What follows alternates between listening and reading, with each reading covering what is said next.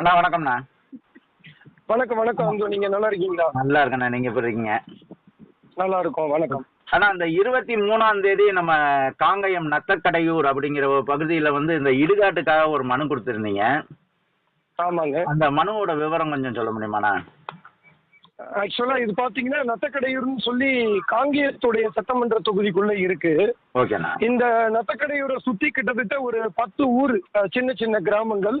Okay. ஒரு கிராமத்திலயும் ஒரு 2000 பேர்னு கணக்கு வச்சாலே ஒரு 10,000 பேருக்கு மேல இந்த நத்தக்கடையூரை சுத்தி வாழ்ந்து வராங்க.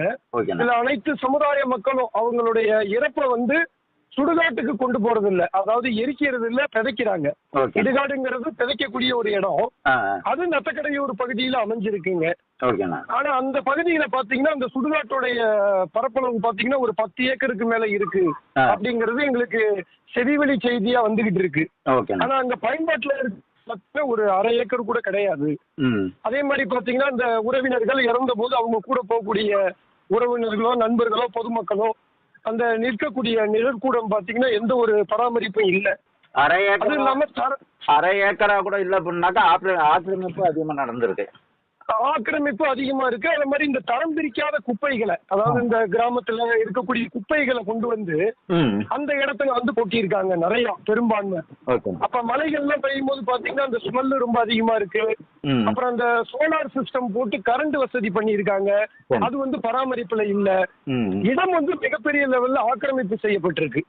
அதை கண்டிச்சுதான் நம்ம புகார் மனு கொடுத்துருக்கோம் மாவட்ட ஆட்சியாளர்கிட்ட.